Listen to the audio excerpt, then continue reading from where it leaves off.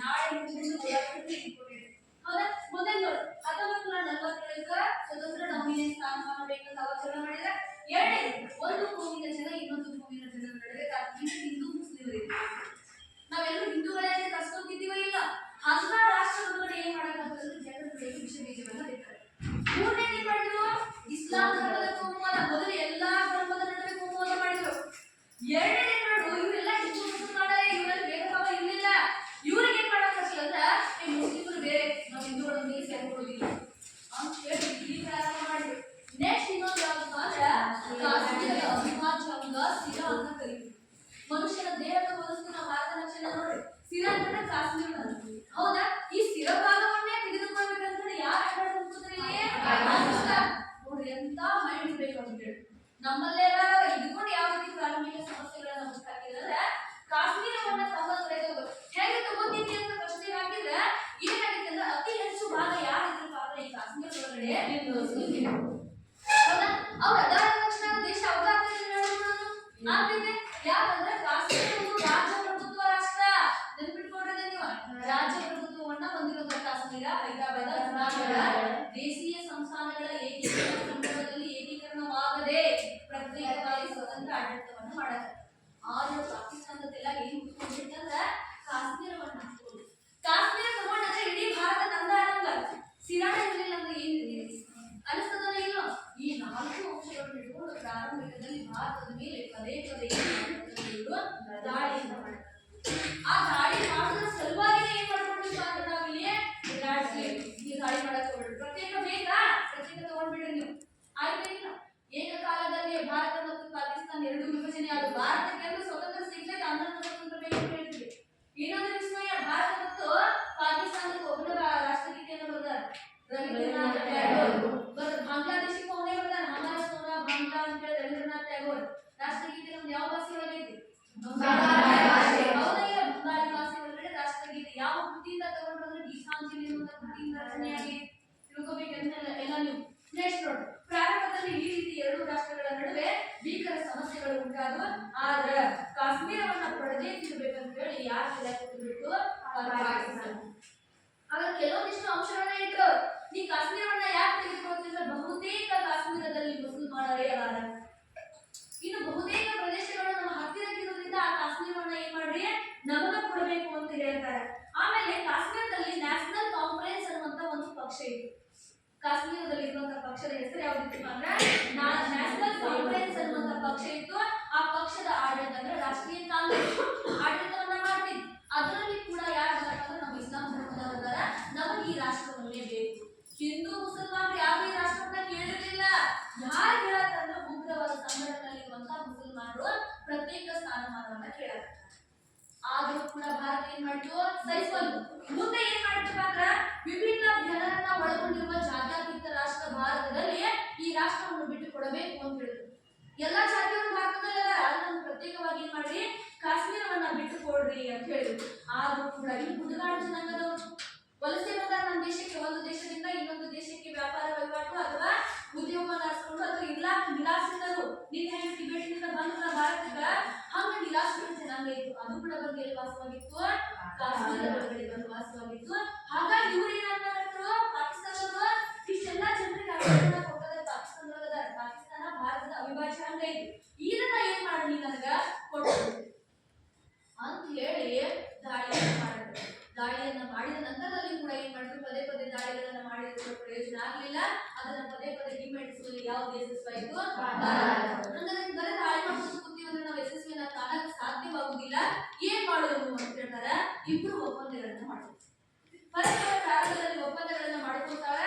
ಏನು ಒಪ್ಪಂದ ಕಾರಣ? ಮೊದಲನೇದಾಗಿ ಮಹತ್ವದ ಒಪ್ಪಂದ ಭಾರತ ಮತ್ತು ಪಾಕಿಸ್ತಾನದಲ್ಲಿ ನಡೀಲಿಕ್ಕೆ ಕಾರಣ ಫಸ್ಟ್ ಯುದ್ಧ ಮಾಡಕ್ಕೆ ಪ್ರಾರಂಭ ಮಾಡ್ತಾರೆ. ನಿನ್ನೆ ಹೇಳಿದ್ವಿ ಪಾಕಿಸ್ತಾನ ಮೊಟ್ಟ ಮೊದಲ ಬಾರಿಗೆ ಭಾರತದ ಮೇಲೆ ಯುದ್ಧ ಮಾಡಿದ್ದು 1965ರಲ್ಲಿ. 1965ರಲ್ಲಿ ಎರಡನೇ ಬಾರಿ ಯುದ್ಧ ಮಾಡಿದ್ದು 1971. ಬಾಂಗ್ಲಾದೇಶದ ಸಂದರ್ಭದಲ್ಲಿ ಪಾಕಿಸ್ತಾನ ಜೊತೆಗೆ ಇತ್ತ ಇಲ್ಲ. ಬಾಂಗ್ಲಾದೇಶದಲ್ಲಿ ಪೂರ್ವ ಬಂಗಾಳ ಮತ್ತು ಪಶ್ಚಿಮ ಬಂಗಾಳ, ಪಾಕಿಸ್ತಾನದಲ್ಲಿ ಹೌದಾ? 1965ರಲ್ಲಿ ಪಾಕಿಸ್ತಾನ ಯಾರ ಮೇಲೆ ಯುದ್ಧವನ್ನ ಮಾಡ್ತೀವಿ? ಭಾರತದ ಮೇಲೆ ಯುದ್ಧ ಮಾಡಿದ್ರು. 1971ರಲ್ಲಿ ಬಾಂಗ್ಲಾ ವಿಮೋಚನೆ ಸಂದರ್ಭದಲ್ಲಿ ಇದು ಕೂಡ ಏನಾಯ್ತು? ಭಾರತದ ಮೇಲೆ ದಾಳಿಯನ್ನ ಮಾಡಿದ್ರು. ಮಾಡ್ತಾ ಇಲ್ಲ. ಇವೆರಡೂ ಘಟನೆಗಳನ್ನ ಗಮನದಲ್ಲಿ ಇಟ್ಟುಕೊಂಡು ಆದರೆ ಗೆಲ್ಲಲಿಲ್ಲ, ಸೋತ ಹೋದರು. ಭಾರತದ ವಾಘಾ ಗಡಿಯ ಮುಖಾಂತರ ವಾಘಾ ಮತ್ತು ಅಟಾರಿ ಅಂತ ಎರಡು ವ್ಯಾಪಾರ ಕೇಂದ್ರಗಳು, ಆ ಗಡಿಗಳ ಮುಖಾಂತರ ಏನ್ ಮಾಡಿದ್ರು, ಬುಡಕಟ್ಟು ಮುಸುಳುವರು ಎಷ್ಟು ಭಯಂಕರವರು, ಅವರಿಗೆ ಮನುಷ್ಯತ್ವ ಅನ್ನೋದು ಇರುತ್ತೆ, ಅಷ್ಟು ವಿಕೃತ ಇರ್ತಾರ. ಅಂತವ್ರು ಏನ್ ಮಾಡಕ್ಕಾಗ್ತದೆ, ಭಾರತವನ್ನು ಪ್ರವೇಶಕ್ಕೆ ದಾಳಿಗಳನ್ನ ಮಾಡಕ್ಕಾಗ್ತದೆ. ಈ ದಾಳಿಗಳನ್ನ ಗಮನಿಸಿರುವಂತ ಭಾರತದೊಳಗಡೆ ಏನ್ ಮಾಡೋದು ಅಂದ್ರೆ ಒಪ್ಪಂದವನ್ನ ಮಾಡ್ಕೊಂಡು ನಿರಂತರ ದಾಳಿಗಳಾಗತ್ತಂದ್ರ ನಮ್ ದೇಶ ಕೂಡ ಏನಾಗ್ತೈತಿ, ವಿನಾಶದ ಅಂಚಿಗೆ ಹೋಗ್ತೈತಿ ಅಂತ ಹೇಳಿ 1965 ಭಾರತದ ಮೇಲೆ ಪಾಕಿಸ್ತಾನ ದಾಳಿ ಮಾಡ್ತೈತಿ. 1966 ಅಯೂಬ್ ಖಾನ್ ಮತ್ತು ಲಾಲ್ ಬಹದ್ದೂರ್ ಶಾಸ್ತ್ರಿಯ ನಡುವೆ ಒಪ್ಪಂದ ಆಗ್ತೈತಿ. ಅದೇ ಒಪ್ಪಂದ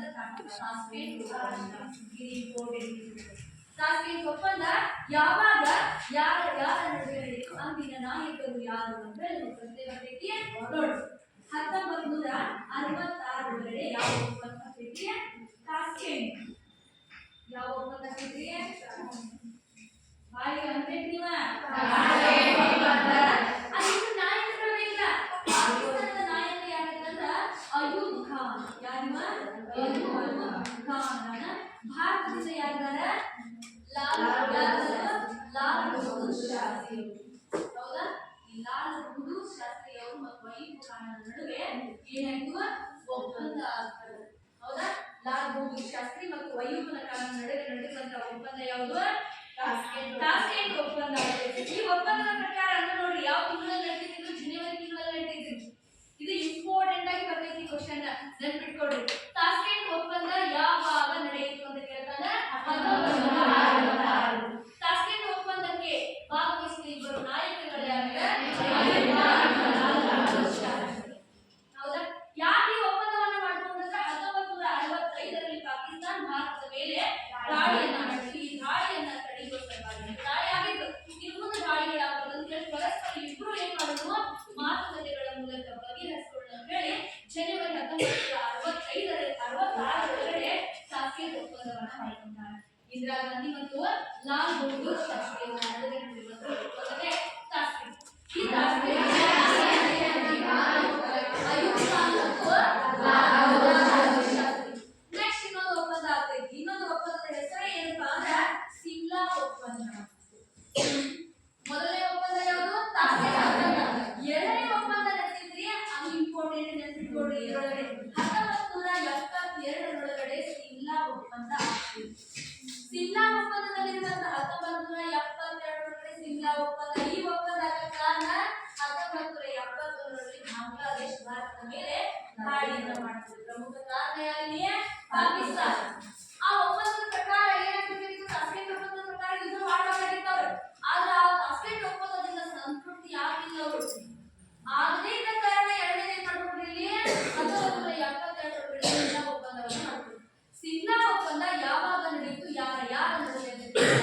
ಸಿಮ್ಲಾ ಒಪ್ಪಂದದೊಳಗಡೆ ಇಂದಿರಾ ಗಾಂಧಿ, ಭಾರತದ ಪ್ರಧಾನಮಂತ್ರಿ ಯಾರು? ಇಂದಿರಾ ಗಾಂಧಿ ಅವರಿದ್ರು. ನೆಕ್ಸ್ಟ್ ಇವ್ರ ಜೊತೆ ಯಾರಿದ್ರಪ್ಪ ಅಂದ್ರೆ ಪಾಕಿಸ್ತಾನದ ಜಡಿಯೆ ಭುಟ್ಟೋ. ಯಾರು ಬರ್ತಾರೆ ಇಲ್ಲಿ? ಜಡಿಯೆ ಭುಟ್ಟೋ ನೋಡಿ, ನೆನ್ಪಿಟ್ಕೊಳ್ಳಿ. ಮೊದಲೇ ಒಪ್ಪಂದದೊಳಗಡೆ ಯಾರಿದ್ರು? ಲಾಲ್ ಬಹದ್ದೂರ್ ಶಾಸ್ತ್ರಿ ಮತ್ತು ಅಯೂಬ್ ಖಾನ್. ತಾಸ್ಕೆಂಟ್ ಒಪ್ಪಂದದಲ್ಲಿ ಇರುವಂತವ್ರು ಯಾರು? 1966 ತಾಸ್ಕೆಂಟ್ ಒಪ್ಪಂದ ಅಯೂಬ್ ಖಾನ್ ಮತ್ತು ಲಾಲ್ ಬಹದ್ದೂರ್ ಶಾಸ್ತ್ರಿ ನಡುವೆ ನಡೆದಿದೆ. ಎರಡನೇ ಸಿಮ್ಲಾ ಒಪ್ಪಂದ ಯಾರ ನಡುವೆ ನಡೆದಿದೆ? ಜಡಿಯೆ ಭುಟ್ಟೋ ಮತ್ತು ಇಂದಿರಾ ಗಾಂಧಿ ಅವರ ನಡುವೆ ನಡೆದಿದೆ. ಸಿಮ್ಲಾ ಒಪ್ಪಂದ ಮಾಡ್ಕೊಂಡವರು ಜಡಿಯೆ ಭುಟ್ಟೋ ಮತ್ತು ಇಂದಿರಾ ಗಾಂಧಿ. ಎಷ್ಟರಲ್ಲಿ ಸಿಮ್ಲಾ ಒಪ್ಪಂದ ಆಗ್ತದೆ? ತಾಸ್ಕೆಂಟ್ ಒಪ್ಪಂದ ಯಾವಾಗ ನಡೆದಿದೆ?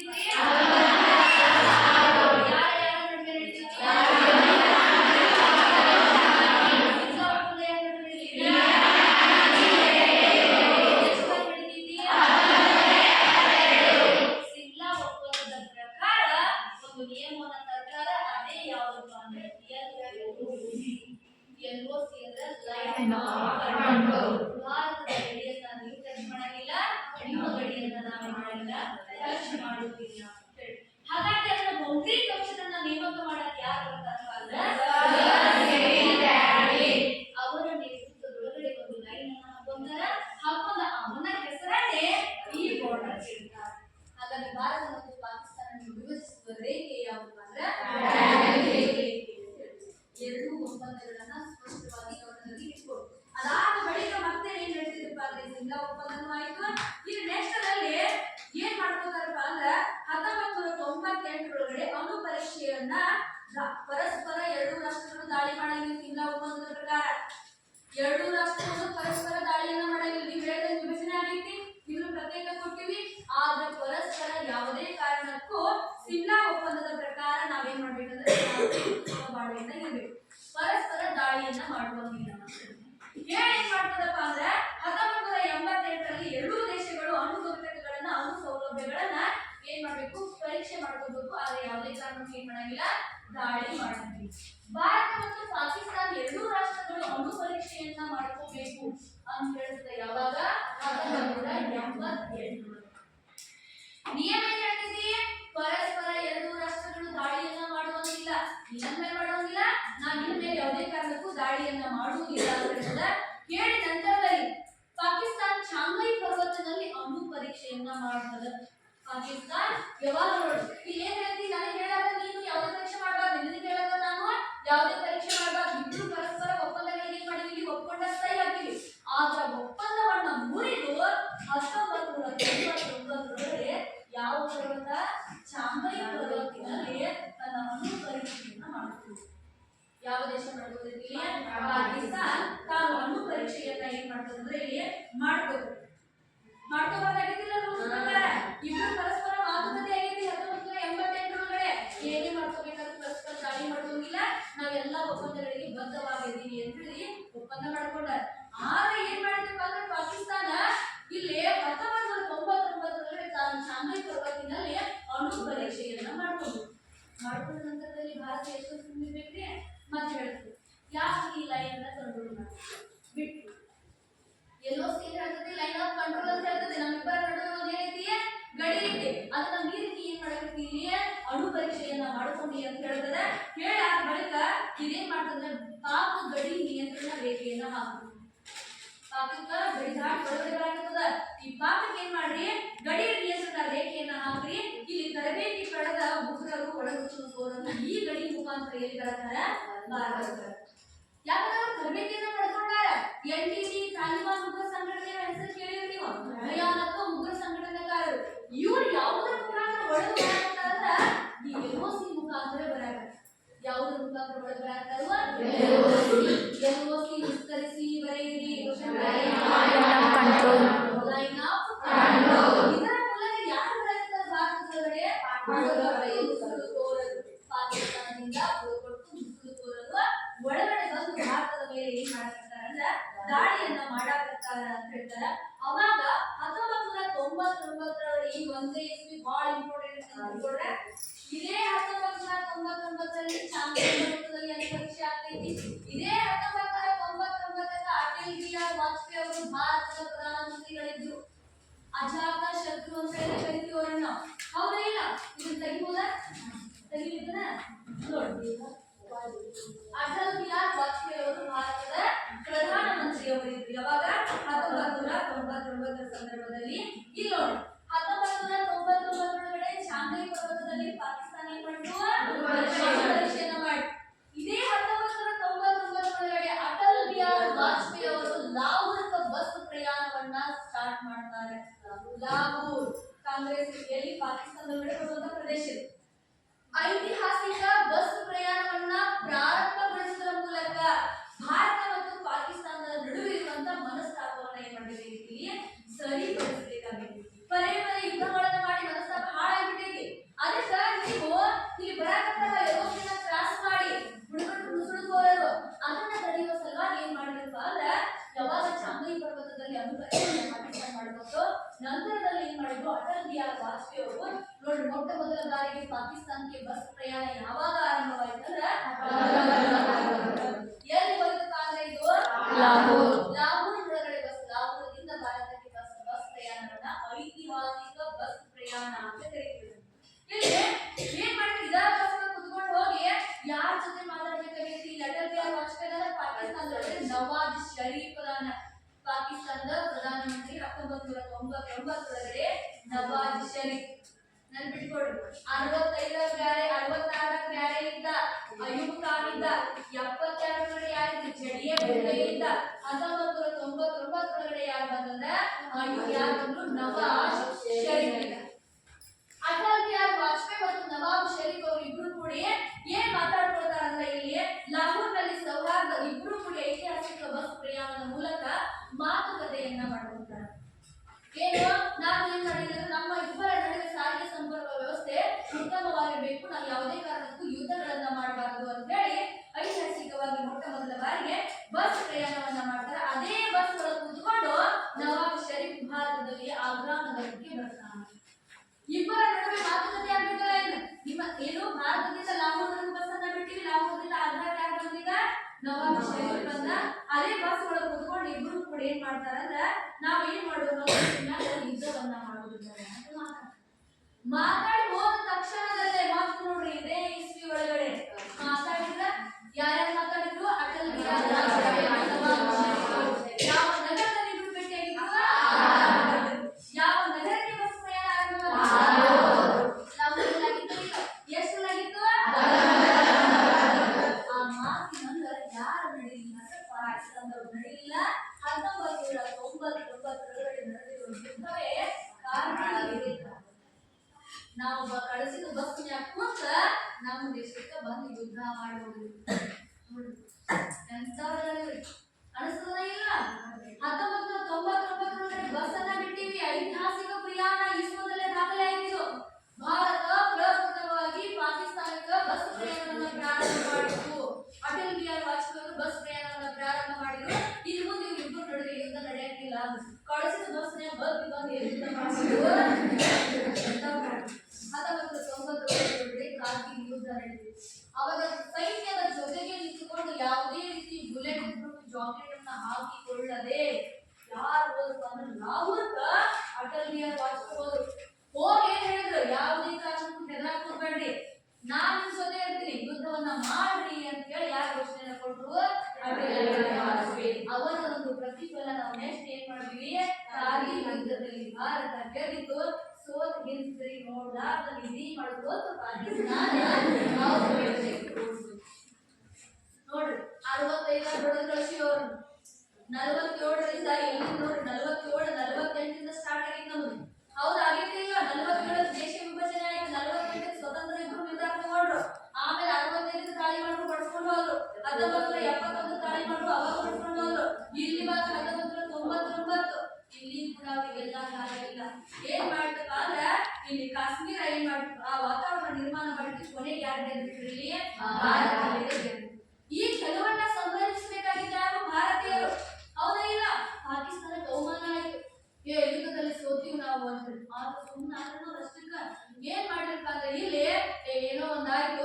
ಇನ್ನಿಬ್ರು ಇನ್ ಯಾವುದೇ ಕಾರಣಕ್ಕೂ ಯುದ್ಧವನ್ನು ಮಾಡಲ್ಲ. ಪರಸ್ಪರ ನಾವ್ ಏನ್ ಮಾಡೋದಪ್ಪ ಅಂದ್ರೆ ಇಬ್ರು ಫ್ರೆಂಡ್ಸ್ ಆಗಿರೋದು ಅಂತ ಹೇಳ್ತಾರೆ. ಯಾರು ಹೇಳ್ತಾರೆ ಈ ಮಾತನ್ನ? ನವಾಜ್ ಏನು ಪರ್ವೇಜ್ ಮುಷರಫ್ ಅಂತ ಬರ್ತಾನೆ. ನವಾಜ್ ಶರೀಫ್ ಯುದ್ಧ ಮಾಡಿ ಹೋಗ್ತಾನೆ ಪಾಕಿಸ್ತಾನದಿಂದ. ಏನು ಪಾಕಿಸ್ತಾನದ ಪ್ರಧಾನಿ 2001 ಈಗ ಏನ್ ಮಾಡ್ತಾನಂದ್ರೆ ಎರಡೂ ದೇಶಗಳ ನಡುವಿನ ಸಂಬಂಧವನ್ನ ವೃದ್ಧಿಪಡಿಸುವುದು. ಹೌದಾ? ಏನ್ ವೃದ್ಧಿಪಡಿಸುವುದು ಅಂತ ಹೇಳಿ 2001 ಈ ಪರ್ವೇಜ್ ಮುಷರಫ್ ಅನ್ನುವಂತ ವ್ಯಕ್ತಿ ಆಗ್ರಾ ನಗರಕ್ಕೆ ಇಬ್ರು ಕೂಡಿ ಇಬ್ರು ಏನ್ ಮಾಡೋದು? ಭೇಟಿಯಾಗಿ ಪರಸ್ಪರ ಮಾತುಕತೆಗಳನ್ನ ಮಾಡುವಂತ 2001 ಡಿಸೈಡ್ ಮಾಡ್ತಾರೆ. 2001 ಪರ್ವೇಜ್ ಮುಷರಫ್ ಭಾರತಕ್ಕೆ ಭೇಟಿಯನ್ನ ಮಾಡಿ ಆಗ್ರಾ ನಗರದಲ್ಲಿ ಇಬ್ರು ಭೇಟಿ ಆಗೋದು. ನಮ್ಮಿಬ್ಬರ ನಡುವೆ ಏನೋ ಒಂದು ಮಿಸ್ಅಂಡರ್ಸ್ಟ್ಯಾಂಡಿಂಗ್ ಐತೆ ಅಂತ ಸರಿಪಡಿಸ್ಕೊಳ್ಳುವಂತಾರ. ಆದರೆ ಆ ಭೇಟಿ ಸಫಲವಾಗಲಿಲ್ಲ. ಇಬ್ರು ಆಗ್ರಾ ನಗರದ ಭೇಟಿ ಆಗ್ಬೇಕು ಅಂದ್ಕೊಂಡಿರ್ತಾರೆ. ಹೌದಾ? ಆ ಭೇಟಿ ಸಫಲವಾಗುವುದಿಲ್ಲ. ಮುಂದೆ ಏನಾಯ್ತಂದ್ರೆ ಭಾರತದ ವಿದೇಶಾಂಗ ಮಂತ್ರಿಗಳಾಗಿ 2004 ಯಾರಿದ್ರಪ್ಪ ಅಂದ್ರೆ ಏನು 2004 ನಮ್ಮಲ್ಲಿ ಭಾರತದ ಪ್ರಧಾನಮಂತ್ರಿ ಆಗಿದ್ರು ಡಾಕ್ಟರ್ ಮನಮೋಹನ್ ಸಿಂಗ್. ಭಾರತದ ಪ್ರಧಾನಮಂತ್ರಿಯಾಗಿ ಡಾಕ್ಟರ್ ಮನಮೋಹನ್ ಸಿಂಗ್ ಇದ್ರು. ವಿದೇಶಾಂಗ ಸಚಿವರಾಗಿ ಯಾರಿದ್ರಪ್ಪ ಅಂದ್ರೆ ಯಶವಂತ್ ಕೃಷ್ಣ ಅವರು. ಹೌದಾ? ಈ ಪರ್ವೇಜ್ ಮುಷರಫ್ ಏನ್ ಮಾಡ್ತಾನಂದ್ರೆ ಡಾಕ್ಟರ್ ಮನಮೋಹನ್ ಸಿಂಗ್ ಅವರ ಜೊತೆಗೆ ಮಾತಾಡ್ಕೊಂಡು ಹಾರ್ಡ್ಲೈನ್ ಸಂಪರ್ಕವನ್ನ ಅಂದ್ರೆ ಆ ಕಡೆ ಟಿಕೆಟ್ ಬರುತ್ತೆ, ಈ ಕಡೆ ಹೋಗ್ಲಿಕ್ಕೆ ಸಾರಿಗೆ ಸಂಪರ್ಕವನ್ನ ಮಾಡ್ಕೊಳ್ಳೋದು ಗೊತ್ತಾಗಿತ್ತು. ಯಾವಾಗ ಎಲ್ಲವನ್ನ ಬಂದ್ ಮಾಡಿಬಿಟ್ರು 1999 ಯುದ್ಧ ಆದ ತಕ್ಷಣದಲ್ಲಿ ಲಾಹೋರ್ ಬಸ್ ಬಿಟ್ಟಿದ್ರಲ್ಲ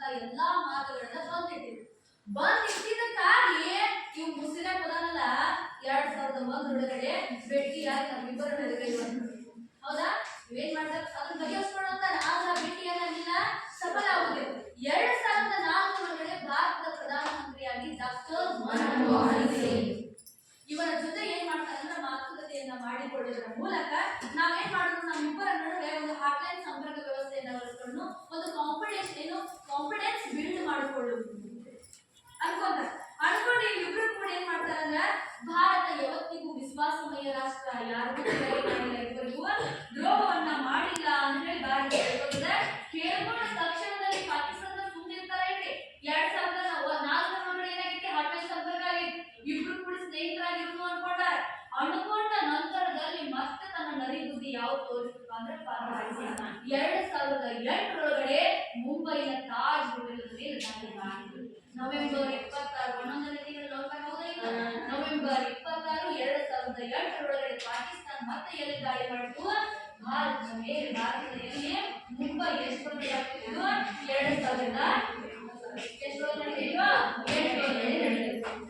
ನವೆಂಬರ್ 26 2008 ಮುಂಬೈನ ಮೇಲೆ ಏನ್ ಮಾಡಿದ್ರೆ ಇದು ದಾಳಿಯನ್ನ ಮಾಡಿದಾಗ ಮತ್ತೆ ಶತ್ರು ರಾಷ್ಟ್ರ ಬಿಡ್ತಿಲ್ಲ ಆಗ್ತದ ಇಲ್ಲ ಅಲ್ಲಿ ಯಾರಿದ್ರಪ್ಪ ಅಂದ್ರೆ ಮುಷರಫ್ ನಂತರದಲ್ಲಿ ಮತ್ತೆ ಯಾರಿದ್ರಪ್ಪ ಬಂದ್ರು ನವಾಜ್ ಶರೀಫ್ ಬಂದ ಇದನ್ನ ಏನ್ ಮಾಡಿದ್ರಪ್ಪ ಅಂದ್ರೆ ವಿಶ್ವಸಂಸ್ಥೆಗಳ ಕಳಿಸಿದ್ರು ಎಷ್ಟು ಸತಿ ಒಪ್ಪಂದ ಮಾಡ್ಕೊಂಡಿ ಎಷ್ಟು ಸತಿ ಆ ರೂಲ್ಸ್ಗಳನ್ನ ಬ್ರೇಕ್ ಮಾಡ್ತಿ ಇದನ್ನ ವಿಶ್ವಾಸನೀಯ ರಾಷ್ಟ್ರ ಅನ್ಕೊಳ್ಳಕ್ ಸಾಧ್ಯತೆ ಭಾರತ ನಂಬಿಕಸ್ಥ ರಾಷ್ಟ್ರ ಯಾವ ಮಾತು ಕೊಟ್ಟಿರ್ತೈತಿ ಆ ಮಾತನ್ನ ಉಳಿಸ್ಕೊತೈತಿ ಬಟ್ ನೀ ಏನ್ ಮಾಡಕತ್ತಿ ಆ ಮಾತು ಉಳಿಸ್ಕೊಳಕತ್ತಿಲ್ಲ ಆವಾಗ ಏನ್ ಮಾಡಿದ್ರಪ್ಪ ಅಂದ್ರೆ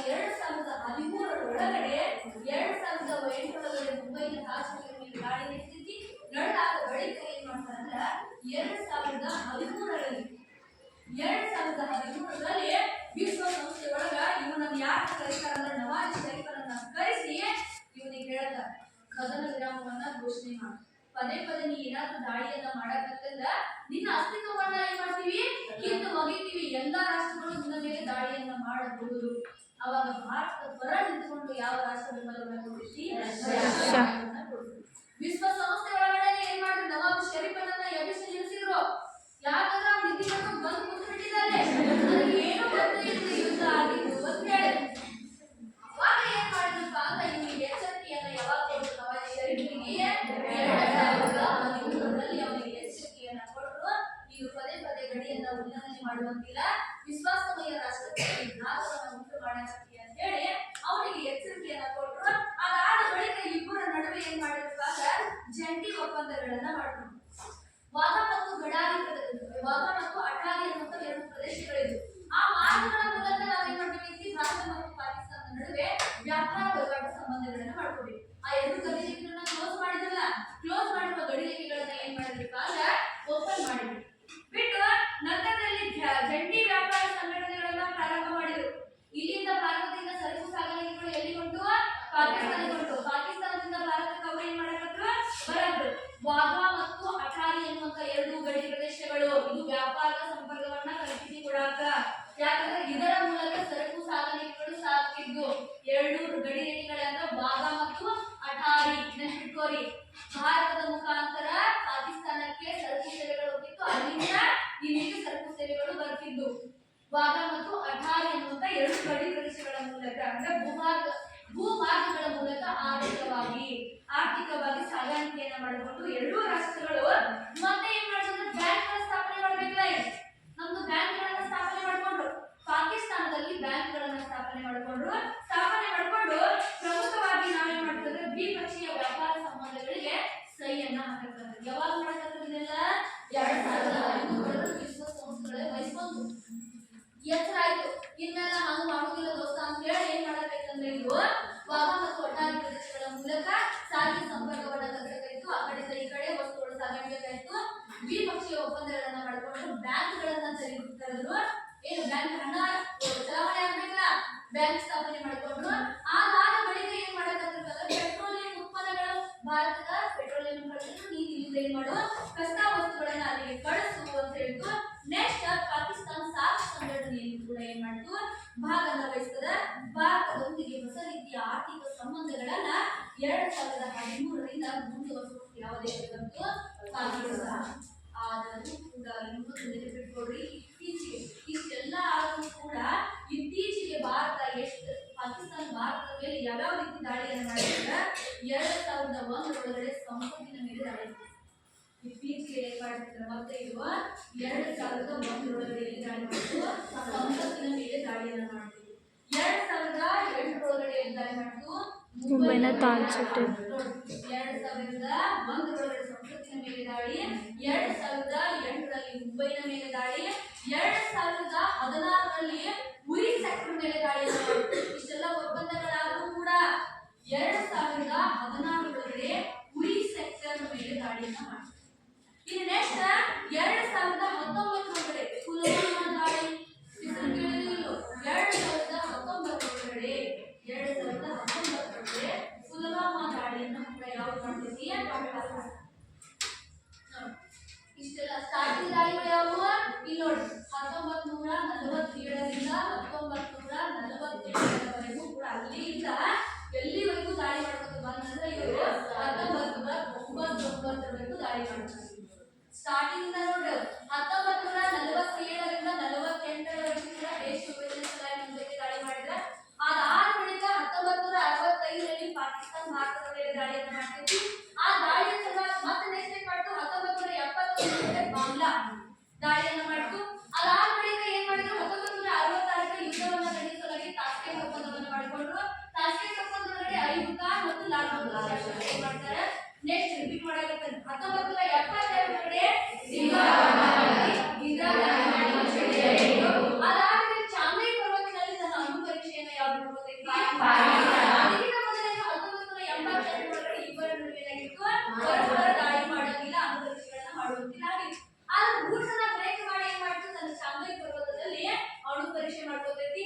ಅದಾದ ಬಳಿಕ 1999 ಐತಿಹಾಸಿಕ ಬಸ್ ಪ್ರಯಾಣವನ್ನ ಸ್ಟಾರ್ಟ್ ಮಾಡ್ಕೊಂತೀವ ಇಲ್ಲ. ಅದರ ವರ್ಷದ ನೆಕ್ಸ್ಟ್ ಏನ್ ಮಾಡಿದ್ರು? 1999 ಕಾರ್ಗಿಲ್ ಯುದ್ಧ ನಡೆದೈತಿ. ಭಾರತದ ಮೇಲೆ ಪಾಕಿಸ್ತಾನ ಮತ್ತೆ ಅಷ್ಟೆಲ್ಲ ಆದ ಬಳಿಕ ಮತ್ತೆ ದ್ವಿಪಕ್ಷೀಯ ಒಪ್ಪಂದಗಳನ್ನ ಮಾಡಿಕೊಂಡ್ರು, ವ್ಯಾಪಾರ ಒಪ್ಪಂದಗಳನ್ನ ಮಾಡಿದ್ರು. ಪರಸ್ಪರ ಅವ್ರು ನಮ್ಮ ದೇಶಕ್ಕೆ ಬಂದ್ರು, ನಾವು ಅವ್ರ ದೇಶಕ್ಕೆ ಹೋದ್ವಿ. ಮಾತುಕತೆಗಳನ್ನ ಮಾಡಿಕೊಂಡ ನಂತರದಲ್ಲಿ ಕೂಡ ಏನ್ ಮಾಡಕ್ಕಾಗ್ತದೆ? 2001 ಸಂಸತ್ತಿನ ಮೇಲೆ ದಾಳಿ ಮಾಡ್ತಾರೆ, 2008 ಮುಂಬೈ ಮೇಲೆ ದಾಳಿ ಮಾಡ್ತಾರೆ, 2016 ಉರಿ ಸೆಕ್ಟರ್ ಮೇಲೆ ದಾಳಿಯನ್ನು ಮಾಡ್ತಾರೆ, 2019 ಪುಲ್ವಾಮಾ ದಾಳಿಯನ್ನು ಮಾಡ್ತಾರೆ. ಇಷ್ಟೆಲ್ಲವೂ ಆದರೂ ಕೂಡ ಭಾರತ ಇಂದೂ ಸೋತಿಲ್ಲ, ಎಂದಿಗೂ ಎಷ್ಟು ಹೊಡೆತ ಕೊಟ್ಟದ? ಎತ್ತು ಬರ್ಲಾಕಾಗದಷ್ಟು ಹೊಡೆತ ಯಾವ ದೇಶ ಕೊಟ್ಟದಿದು? ಇದು ನಿಮ್ಮ ಪಾಕಿಸ್ತಾನ, ಹೌದಿಲ್ಲ? ಭಾರತ ಮತ್ತು ಪಾಕಿಸ್ತಾನದ ನಡುವೆ ಇರುವಂತಹ ಒಂದು ಏನು ಸಂಬಂಧ ಯಾವ ರೀತಿ ಇತ್ತು, ಯಾವ್ಯಾವ ರೀತಿ ಯುದ್ಧಗಳನ್ನ ಮಾಡಿದ್ರು ಅನ್ನೋದನ್ನ ಇಲ್ಲಿ ಕೇಳಿದ್ರು. ಇದ್ರಾಗ ಏನ್ರಿ